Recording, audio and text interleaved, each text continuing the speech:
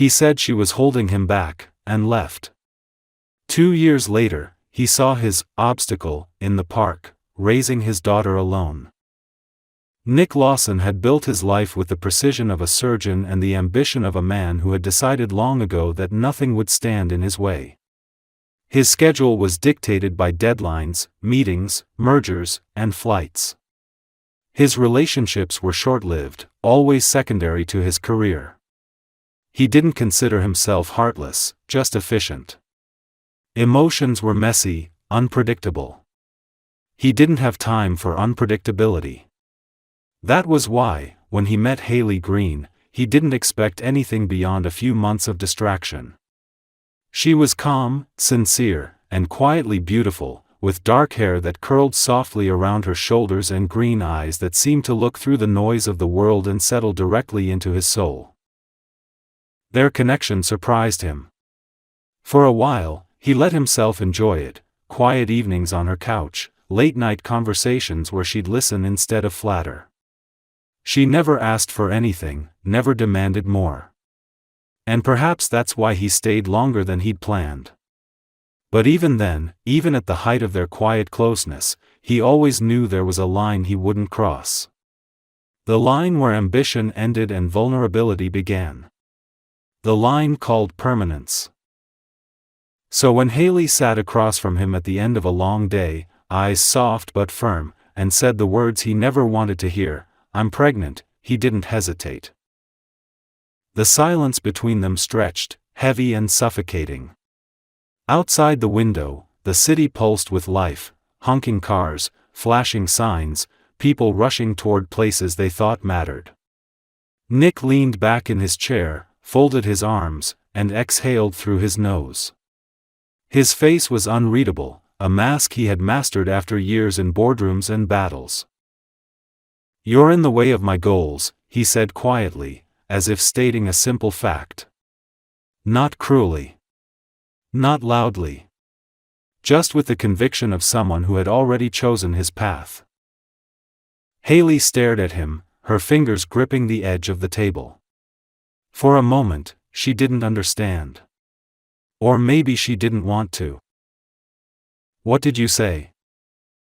He stood, collected his phone and keys, and looked at her, really looked, perhaps for the last time as a man who once cared. "I'm not ready to give up everything I've built. I told you from the beginning, Haley. I'm not made for family life. I have a company to run. A vision.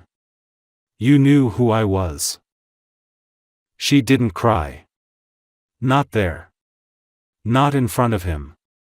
Her heart cracked, but her pride held. "Then I guess this is where the path ends," she said. He didn't respond. He walked out of the apartment, down the elevator, and into his car, already mentally rehearsing the next morning's pitch to investors. The door closed behind him, but for Haley, something deeper had shut. That night, she sat alone, the test results still lying on the kitchen table. The man she had trusted with her heart had looked at her pregnancy like a roadblock on his calendar. She stared at the silent phone, half expecting him to message, to say he didn't mean it, that he panicked. But nothing came. Just the hum of the fridge, the ticking of the wall clock, and the quiet, terrible realization that she was truly alone now. In the days that followed, Nick did not call. He did not ask if she was okay. No emails, no follow-ups, no apologies. Haley tried to focus on the next step: prenatal appointments, budgeting, moving out of the apartment they had sometimes shared. She didn't tell anyone what he had said. It was too shameful, too ugly. Instead, she told people it didn't work out. That he was busy. That he'd moved on. But late at night, when the world quieted and her belly slowly grew, she would hear those words again, sharper than ever: "You're in the way of my goals." They echoed in her like a cruel mantra. And yet, she refused to let them define her. If he saw their child as an obstacle, she would see her as a miracle. If he walked away from responsibility, she would walk forward with courage. Because from that moment on, Haley wasn't just a woman scorned by a powerful man. She was a mother. And she would become everything he chose not to be. The weeks after Nick's departure unfolded slowly, each day shaped by a quiet determination that Haley herself didn't yet fully understand. She moved through them like someone walking underwater, deliberate, heavy, surrounded by a silence that pressed inward from every side. The apartment they had once shared was too large, too filled with memories she hadn't realized she'd been collecting until they started hurting. The mug he always used. The jacket he forgot. The faint scent of his cologne in the hallway. It all needed to go. She packed up her things without ceremony. She gave herself no time for dramatics, no space to fall apart. She contacted an old classmate who worked at a small clinic in a quieter part of the state and asked if they needed an extra pair of hands. The job didn't pay much, but it came with something better: distance. A new town, new air, new walls untouched by his presence. Within a week, she was gone. The apartment she moved into was nothing more than a studio with peeling paint and a heater that clicked at night, but it was hers. She bought a used crib from a thrift store, assembled it by hand, and painted it white in the middle of the night with the window cracked open, music playing softly to distract her from her racing thoughts. She folded tiny baby clothes, hand-washed in the sink, and clipped them to dry along a string stretched over the window. It wasn't luxury. It wasn't what he could have given her. But it was full of effort. And love. Pregnancy alone wasn't something she had ever imagined, and it wasn't romantic the way movies tried to make it seem. It was lonely. The nausea didn't care that she had to work 12-hour shifts at the clinic. Her swollen ankles didn't ease just because she had no one to rub them. She didn't have someone to panic with over the first kick or laugh about baby names at 2 in the morning. Instead, she learned to keep a bag near the bed, memorized bus schedules to reach prenatal appointments, and practiced how to breathe through tears without making a sound. There were moments that nearly broke her. The night she fainted on the bathroom floor from dehydration, waking up dizzy and scared, reaching instinctively for a phone she didn't have the courage to use. The time she walked past a happy couple in the maternity ward, he was rubbing her belly, whispering something sweet, and Haley had to excuse herself before the sob rose out of her throat. Or the time her boss gently suggested she take it easy, not realizing that taking it easy wasn't an option when rent was due and groceries were running low. Still, the baby grew. Quietly, persistently, beautifully. Every ultrasound, every beat of the tiny heart, every little movement inside her reminded Haley why she kept going. She didn't feel abandoned anymore. She felt chosen. Not by Nick, but by the little life growing within her who had asked for nothing except love and protection. When the time came, she walked herself to the hospital with a backpack over her shoulder and no one waiting in the lobby. Labor was long and grueling, with only the sound of her breathing and the encouragement of strangers. But when they placed her daughter on her chest for the first time, everything shifted. The world narrowed to that tiny face, those warm brown eyes, wide and blinking, so much like his and yet already entirely her own. She named her Emma, a name that had once appeared in a dream, simple and strong. Emma's early days were a blur of feedings, lullabies sung off-key, and exhaustion so deep it made Haley wonder how anyone survived it. But then came the moments that made her heart swell beyond recognition. The first smile. The sound of her tiny laugh. The way her fingers curled instinctively around Haley's thumb. She had no time to think about Nick. She was too busy creating a life. The town began to feel more like home. People at the clinic knew her name. An older woman from across the hall would occasionally offer to hold Emma for 10 minutes so Haley could take a shower or eat in peace. She still didn't talk about the past. she never spoke Nick's name. She'd burned that bridge and scattered the ashes. But sometimes, in the early hours of the morning, when Emma stirred in her crib and Haley sat beside her humming softly, she would catch herself wondering. Did he ever think about her? Did he ever imagine what the child might have looked like? Did he wonder if it was a boy or a girl, if she was healthy, if she had his eyes? Those thoughts never lasted long. Because every time she looked down at Emma sleeping peacefully, her chest rising and falling in steady rhythm, Haley reminded herself, he made his choice. And now, every day, she was making hers. The morning of the town spring fair began like any other Saturday, quiet and soft, sunlight creeping slowly across the floor of Haley's modest apartment, where the only sounds were the low hum of the refrigerator and the tiny, sleep-heavy murmurs of a 2-year-old girl beginning to stir. Emma always woke with a slow stretch and a dreamy expression, rubbing her eyes with little fists before peeking up at her mother's face and asking, "Where are we going today?" That morning, Haley smiled, brushed a strand of dark hair from Emma's forehead, and said, "To the park. There's music and balloons and strawberry ice cream, just like last time." Emma squealed, wrapped her arms around Haley's neck, and whispered, "Just us?" Haley nodded. "Always." They arrived at the fair by mid-morning, when the park was already buzzing with life.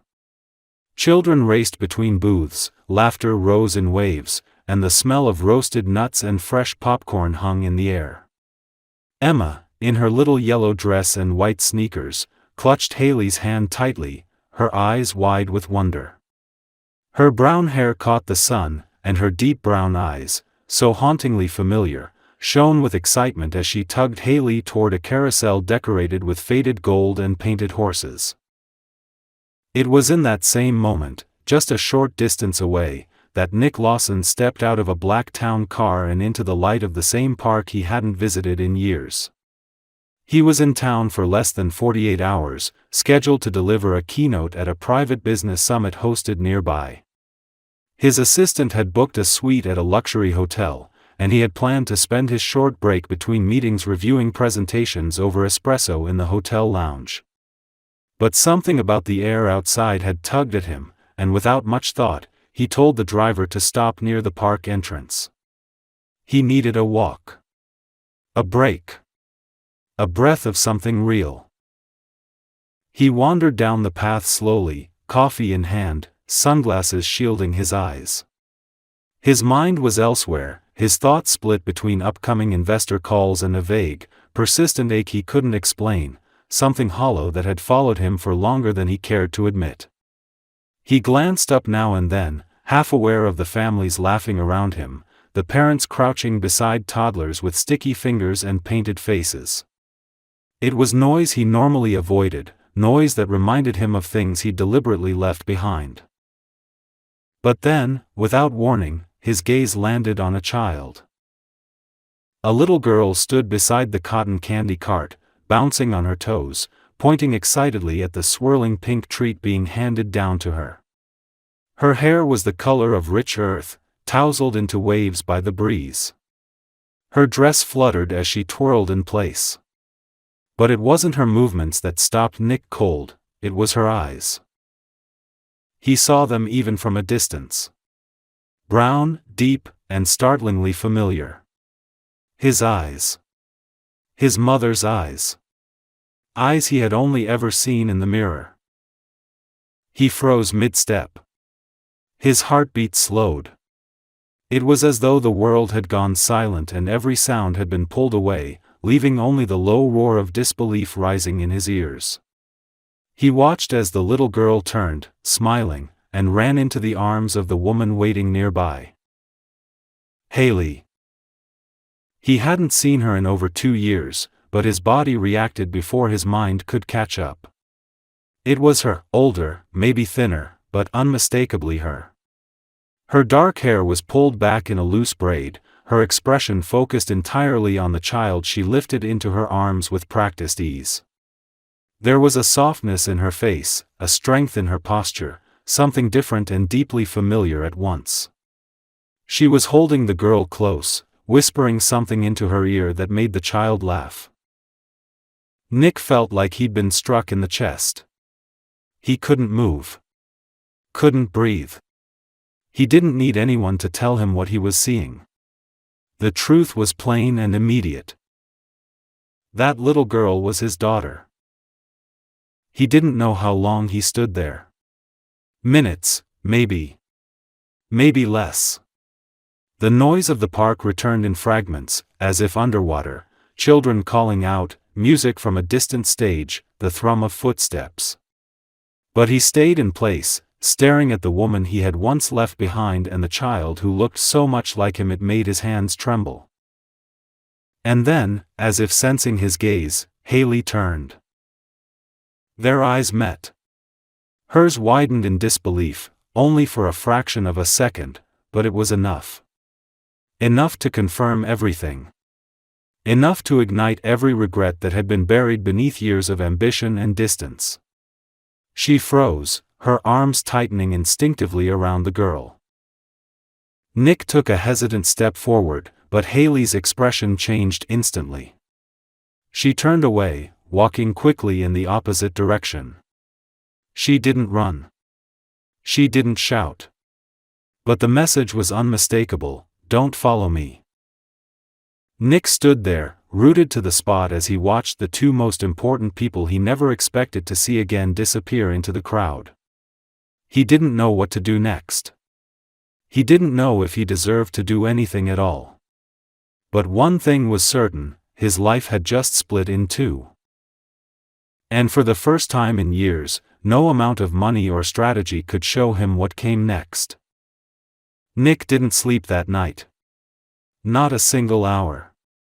He sat in the dim silence of his hotel suite, the city lights casting long, broken shadows across the marble floor, the untouched sheets of his king-sized bed left behind him like a reminder of everything he had failed to become. The espresso he poured hours earlier had gone cold on the glass table, forgotten beside the half-read keynote speech he no longer cared about. Nothing in the world of business could offer him clarity now.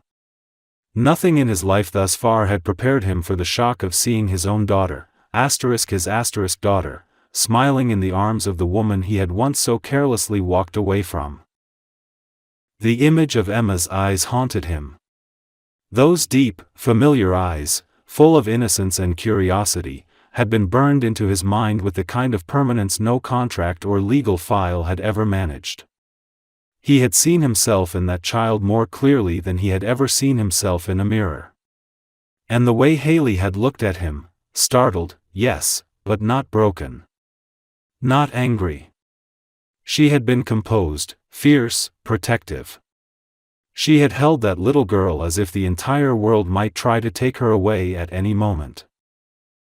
Nick couldn't stop replaying that moment. The moment her eyes locked onto his, and for 1 second, the weight of his own choices crashed over him like a wave. He hadn't just left a woman. He had left a family. He had left them.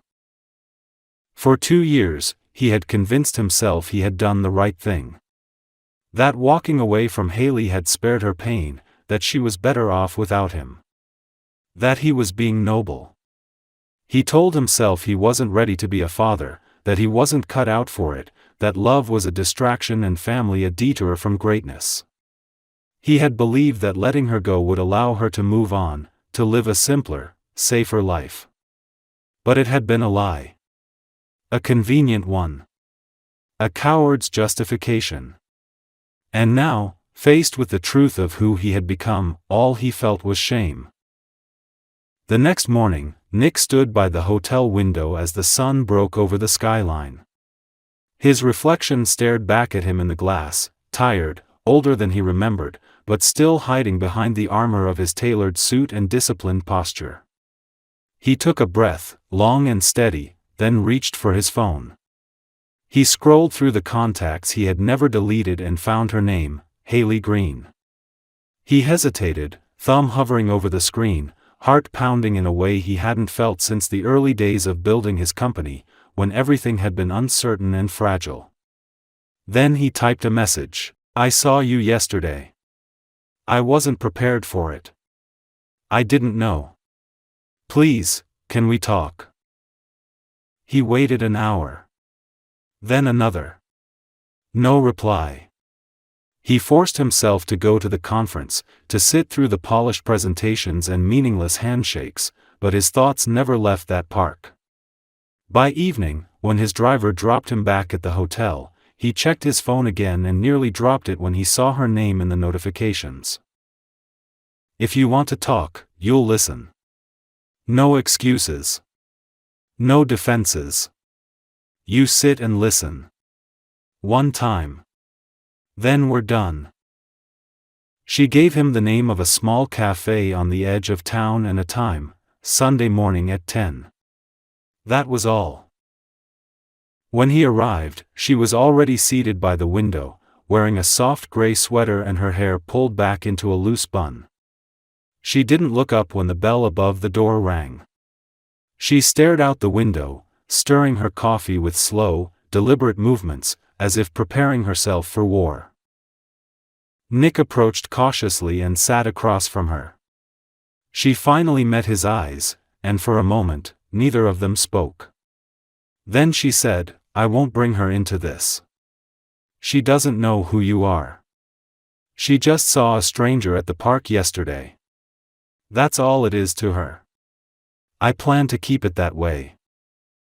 He swallowed, the words stuck in his throat. I didn't know. I know you didn't, she said, voice even. Because you walked out before you ever had to. Because you looked me in the eye and told me I was in your way. And then you left. You didn't call. You didn't ask. You didn't wonder. I was scared, he said. I thought I was doing the right thing. Her eyes sharpened. Don't insult me. You didn't leave to protect me. You left to protect yourself. You ran from the version of you that might have had to change. You didn't ask me what I wanted. You made that decision for both of us. And then you erased us. Nick leaned forward slightly. I can't undo it. But I want to try. I want to. She raised a hand, silencing him. You don't get to want anything from me. Not yet. You don't get to rewrite the last 2 years with good intentions now. You weren't there when she was born. You weren't there when she was sick with a fever at 3 in the morning and I didn't know if I should call an ambulance. You weren't there when I had to sing her to sleep while crying into her blanket because I had no one else to talk to. You weren't there. Tears welled in her eyes but didn't fall. Her voice didn't tremble. She had cried enough already, this was something stronger. The voice of someone who had been hurt and had survived. Nick lowered his gaze. You're right. I was a coward. She nodded once, slowly. At least say it plain. I was a coward, he repeated. For the first time, she breathed a little deeper. So what now? I don't know, he said honestly. I just want to know her. Not as a stranger. I'm not asking to step into her life like nothing happened. But I'd give anything just to be in it now, even a little. Haley looked away for a long moment. When she turned back, she looked tired, but not closed. She doesn't need your money. She needs consistency. If you're serious, you show up. Not once. Not for a week. Not for the guilt. But again. And again. You earn your way back in. Nick nodded, emotion tightening in his chest. I will. I swear to you. I'll show up. You'll show up when it's hard, she asked. When she's cranky and sick and wants nothing to do with you? I'll be there. When she asks where you've been for the last 2 birthdays? I'll tell her the truth. They sat there for a while longer, the silence no longer filled with rage but with something else, something cautiously open. Not forgiveness. Not yet. But the first, fragile crack in the wall between them. When Haley stood to leave, she said one last thing, not looking at him. She likes books about animals. And she's shy around new people. If you ever hurt her, Nick, you'll never see her again. And then she walked away. He didn't follow. He just sat there, breathing in the weight of her words, understanding that this conversation, this chance, was a gift he didn't deserve. But it was more than he had hoped for. And for the first time since seeing those brown eyes in the park, he felt something other than regret. He felt purpose. Nick didn't expect it to be so hard. He had walked into countless negotiations, faced down angry shareholders, launched multi-million-dollar ventures with his signature calm precision, but none of it prepared him for the weight of showing up at the edge of a playground and seeing a little girl, his little girl, twist shyly away when she noticed someone unfamiliar standing nearby. The moment had been small, nearly insignificant to anyone else, but to him it landed like a stone to the chest. This wasn't a boardroom. This wasn't something he could power through with words. This required something he hadn't had to give in years: patience, humility, and time. Haley kept her word. She didn't block him, didn't vanish, didn't slam the door shut. But she didn't make it easy either. She set firm rules. He could meet Emma at the park twice a week, during her afternoon playtime, always under supervision, and never alone. He wasn't to mention the word dad. He was a family friend. Nothing more. You'll earn the title, if she decides you deserve it, Haley had told him. Her voice hadn't been cruel, but it hadn't wavered either. The first visit was painfully awkward. Emma clung to Haley's leg like ivy, peeking at Nick from behind her mother's coat, silent and unsure. Nick brought her a picture book, an illustrated animal guide with bright drawings and simple facts, remembering what Haley had told him. He knelt down, gently handed it to her without pushing conversation, and then just sat on the grass a few feet away, watching her flip through the pages without reading. Eventually, she whispered something to Haley and ran off toward the swings. Nick didn't follow. He stayed seated, keeping his presence small. And when Haley joined him on the bench, arms crossed, eyes on her daughter, he said nothing for a long time. "It'll take time," she murmured. "She doesn't warm up quickly." "I can wait," he replied, and meant it. The second visit, Emma asked him a question. Just one.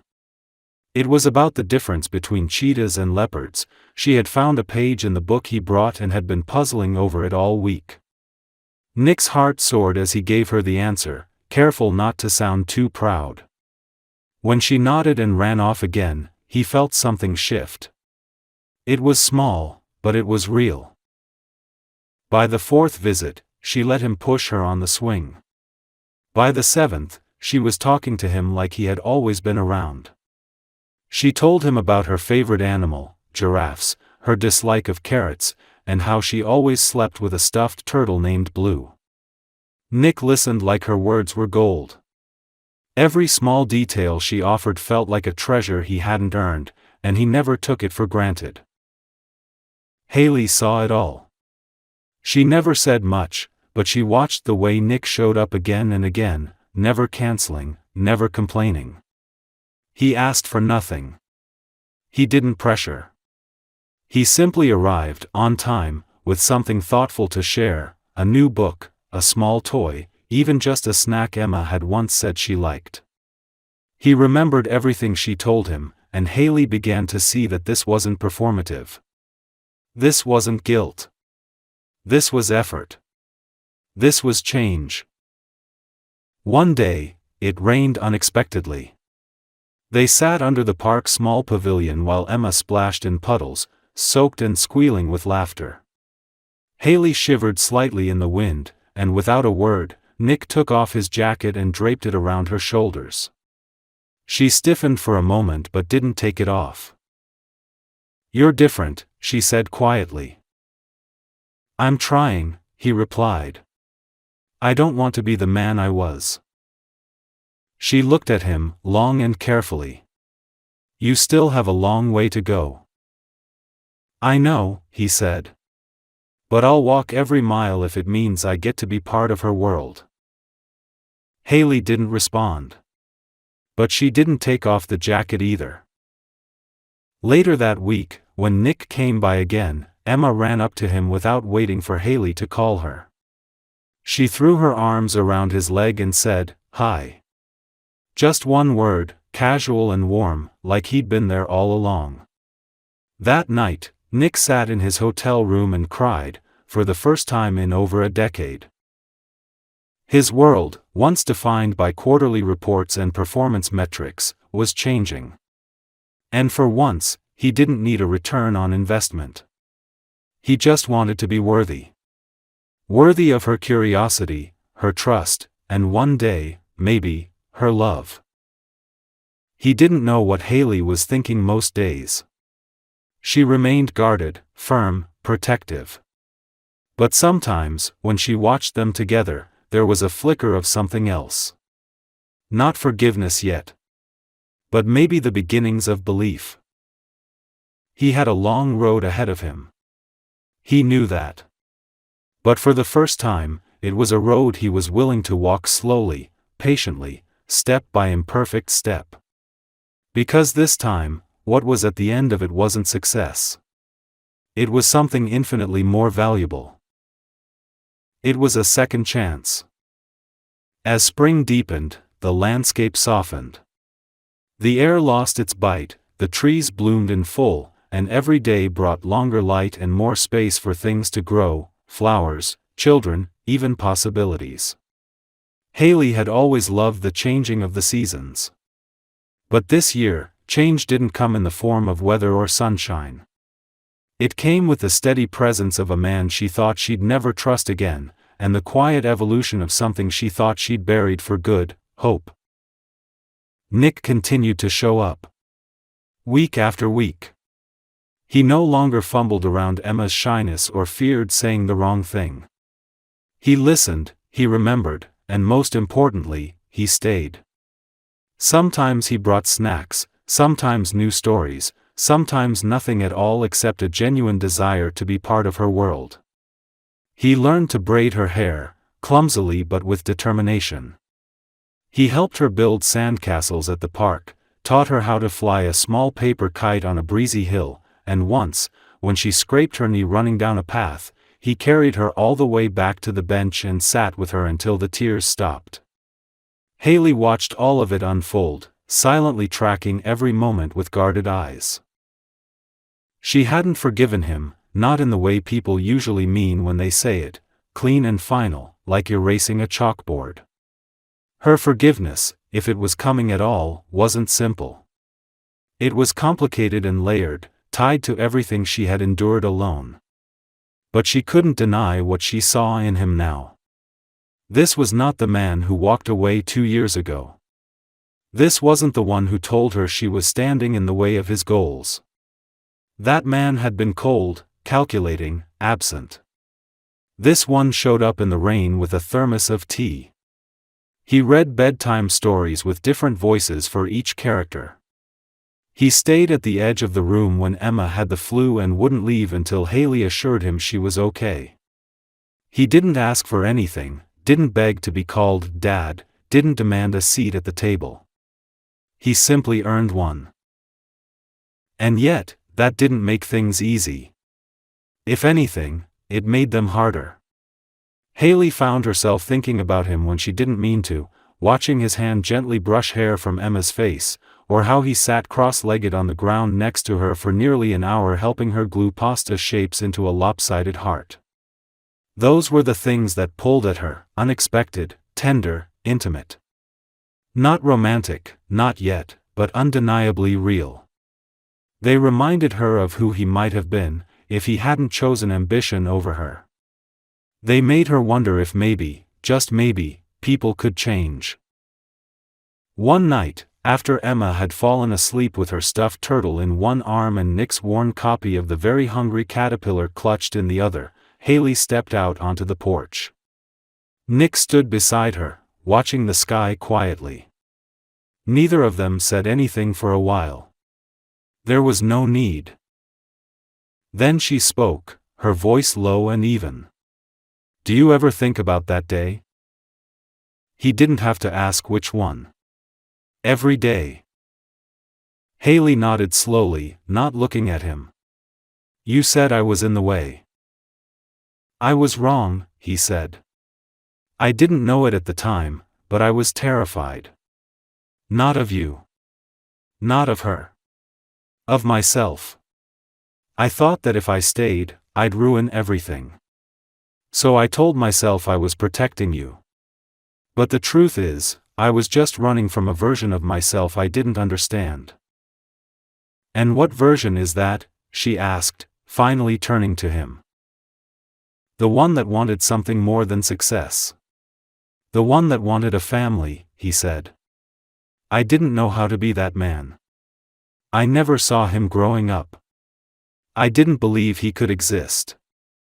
But now, when I see her, when I see you, I know he's in there. And I want to be him." Haley's throat tightened. Part of her wanted to tell him to stop. To protect herself. To build the wall back up before it was too late. But another part, the one that had healed slowly over late nights and early mornings and scraped knees and gentle apologies, told her to listen. "She still doesn't know," Haley said softly. "Who you are. Not really." "I know," he whispered. "And I won't rush it. I'll wait. I'll let her tell me when she's ready. I'll let you." They stood there under the soft porch light, two people who had once broken apart standing in the space where something new might begin. Haley looked at him then, really looked, and saw not just the man he was becoming, but the boy he must have once been, desperate to prove himself, unsure of love, convinced he had to fight his way through the world alone. "You know," she said, her voice just above a whisper, "I used to imagine what it would be like if you ever came back. I used to think about what I would say. And it was always angry, always final." He nodded slowly. "I would have deserved that. But it's not what I want anymore," she said. "Because she's happy now. And you're part of that. And I don't want to tear apart something that's finally starting to feel whole." Nick didn't reach for her. He didn't press. He just said, "Thank you." That night, after he left, Haley sat on the edge of her bed watching Emma sleep. The girl's hair was splayed across the pillow, her brow smooth and peaceful. Haley ran her fingers over her daughter's cheek and whispered, "You don't know it yet, baby, but your world is getting bigger. And maybe, just maybe, it's going to be okay." Because forgiveness wasn't about forgetting. It was about moving forward with your eyes wide open. And for the first time in a long, long time, Haley felt herself begin to move. The day Emma called him Dad was ordinary in every visible way, yet it shifted the entire landscape of Nick's world in an instant. There were no grand declarations, no cameras to catch the moment, no crowds to witness it. Just the soft hum of a lazy Sunday afternoon, the smell of cookies baking in Haley's small kitchen, and the low sound of children's music playing from a worn-out Bluetooth speaker in the corner of the living room. The three of them were seated on the carpet, surrounded by plastic animal figures and mismatched puzzle pieces, Emma's small fingers busy assembling a picture of a barn while Nick tried to guess which piece went where with exaggerated confusion to make her giggle. She had been laughing at his silly guesses, her face pink from joy, when she suddenly reached over, placed a giraffe in his palm, and said, "Here, Dad, he lives next to the elephant." She didn't even pause. She didn't realize the breathless silence that fell over the room in that split second. Her mind had already moved on to arranging the rest of the zoo she was building. But Nick stopped breathing. Haley, sitting nearby, looked up sharply, her eyes locking on his, and the emotion that passed between them in that second was too complex for words. Surprise. Fear. Wonder. And something deeper. Nick didn't respond right away. He couldn't. His chest tightened so suddenly it felt like a wave had crashed into him. He had dreamt of this moment, imagined it hundreds of times, always assuming it would come with fanfare, some ceremonial passing of the title that he had longed to earn. But instead, it had arrived as children's moments often do, without warning, natural and pure, like a soft wind slipping through an open window. And that, somehow, made it more profound. Emma didn't notice. She kept building, humming quietly, unaware that her single word had torn down the last wall standing between Nick and the life he had once so foolishly walked away from. He smiled, not saying a word, and gently moved the giraffe into place. Haley didn't speak either. She just watched him, the softness in her eyes now tinted with something more tender than before, respect, maybe. Or trust. Later that evening, when Emma had fallen asleep with cookie crumbs on her cheeks and puzzle pieces still scattered across the floor, Nick stood by the sink helping Haley rinse dishes. The kitchen was quiet, the only sound the clink of plates and the low hum of the refrigerator. For a while, they said nothing, moving in sync, as if they'd always been a team. Then Haley spoke, her voice low, almost unsure. "She called you Dad today." He nodded, eyes on the water running over his hands. "I didn't know what to say. I didn't want to make it a thing.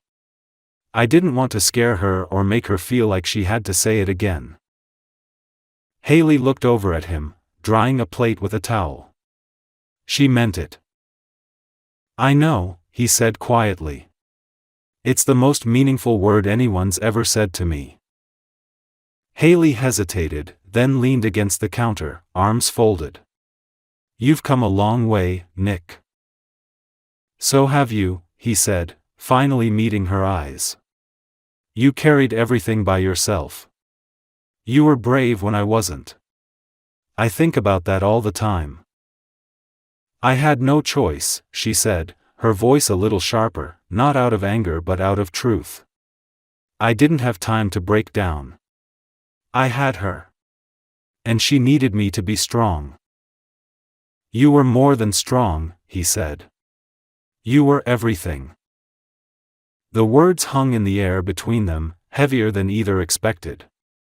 Haley looked down, biting her lip, the way she always did when her emotions got too close to the surface. Nick reached out and placed a damp hand gently over hers. "I don't expect anything from you," he said. "But I want you to know something. I love her. Fully. Completely. In every way a father should. And I love you too. I never stopped." She closed her eyes for a moment, trying to keep herself steady. "You left." "I did," he said. "And I regret it every day. But if there's even a small chance that I could build something real now, with her, with you, I'm not walking away again. I'll spend the rest of my life showing you that." Haley didn't answer right away. Instead, she reached for the towel, handed it to him, and said, "Then dry your hands and help me put these dishes away. We'll take it one step at a time."